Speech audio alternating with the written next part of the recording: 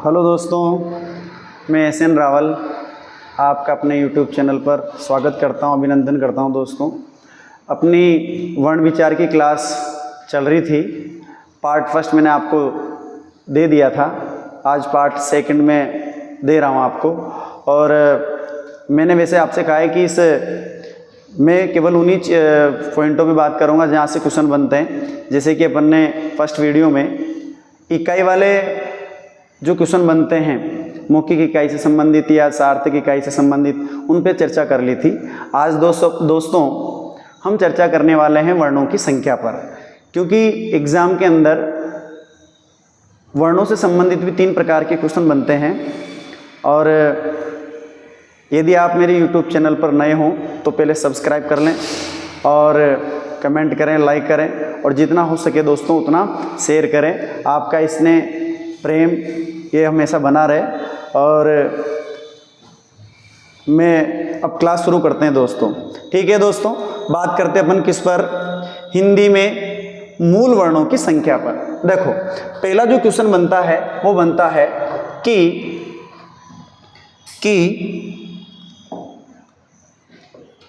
हिंदी में मूल वर्ण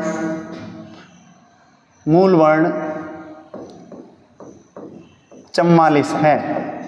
ठीक है दोस्तों, यानी कि आपसे यदि हिंदी में मूल वर्णों की संख्या पूछे तो कितनी बतानी है? 44।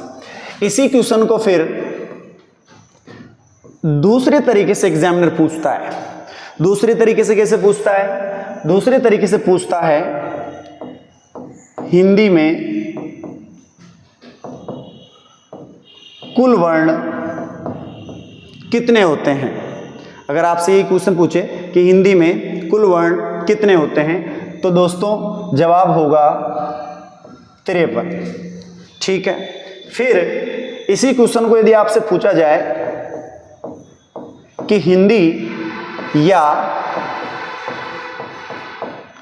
देवनागरी लिपि में मानक वर्णों की संख्या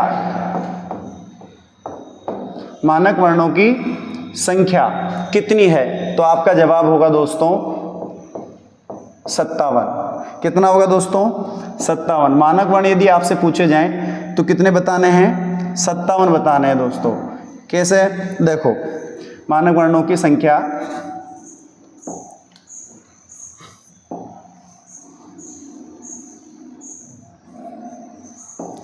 मानक वर्णों की संख्या कितनी बतानी दोस्तों? 57 बतानी है। अब 44 कैसे होती है, 53 कैसे होती है और 57 कैसे होती है, इस पर चर्चा करते हैं। देखो, बात अपन करें।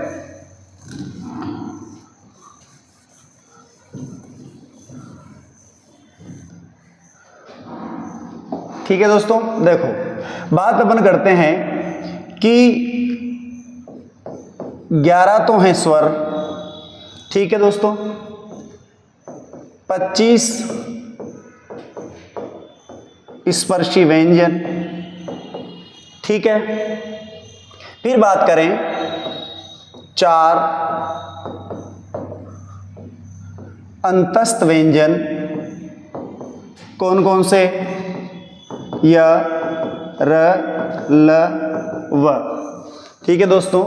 फिर 4 होते हैं ऊष्म व्यंजन। क्या होते हैं दोस्तों? ऊष्म व्यंजन। कौन कौन से?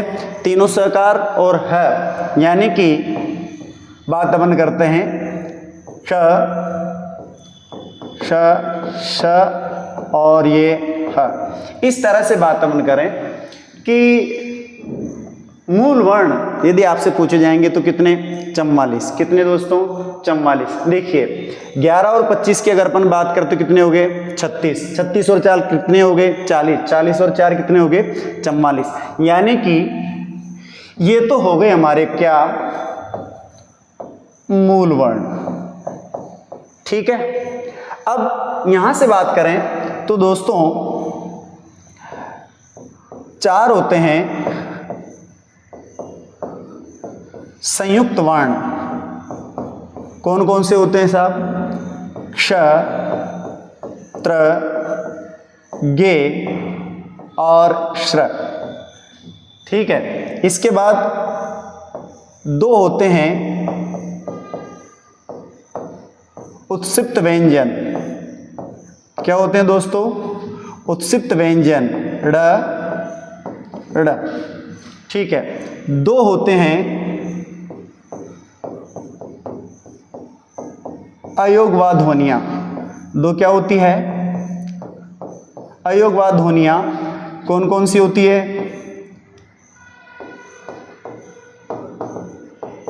अनुस्वार, विसर्ग। ठीक है, अनुस्वार, विसर्ग। इस तरह से बात अपन करें। अब एक जो है, जो व्यंजन है जिसको हम विशिष्ट व्यंजन कहते हैं, क्या कहते हैं दोस्तों? विशिष्ट व्यंजन कहते हैं, जो राजस्थानी से लिया गया है, ळ। इस तरह से कुल वर्ण यदि पूछे जाए तो आपको जवाब देना है दोस्तों कितना? 53। ठीक है। इसके बाद जैसा कि मैंने बताया आपको कि मानक वर्णों की संख्या यदि पूछी जाए हिंदी में तो कितनी बतानी है? 57 बतानी है। तो दोस्तों मूल वर्ण की बात अपन ने कर ली, कुल वर्ण की बात कर ली। कितने हो गए ये? कुल वर्ण। ठीक है। अब देखिए, मैं आपको बता रहा था मानक वर्ण। तो देखिए, ये जो 53 कुल वर्ण है, ये जो 53 कुल वर्ण है, इनमें हमें क्या करना है? 4 जोड़नी है आगत ध्वनियां। क्या जोड़नी है? आगत ध्वनियां। ठीक है। 53 और 4 कितनी हो गई? 57। अब आगत ध्वनियों में कौन कौन सी ध्वनियां शामिल होती है, उन पर भी चर्चा कर लेते हैं। देखो, 3 तो है अरबी फारसी। 3 ध्वनियां तो किसकी है? अरबी फारसी की। कौन कौन सी दोस्तों? ख, ज और फ। ठीक है। इसके अलावा हम बात करें, 3 तो हो गई ये, और एक जो है ये है अंग्रेजी स्वर। क्या है दोस्तों? अंग्रेजी स्वर, जिसे हम ऐसे लिखा करते हैं। इस तरह से दोस्तों हमने वर्णों की संख्या को जान लिया है। मूल वर्ण आपको 44 बताने हैं, कुल वर्ण आपको 53 बताने हैं, और मानक वर्ण यदि आपसे पूछे जाएं तो कितने बताने हैं दोस्तों? 57 बताने हैं। मैं आशा करता हूं कि यहां तक आपको ये बात समझ में आ गई होगी। अब यहां से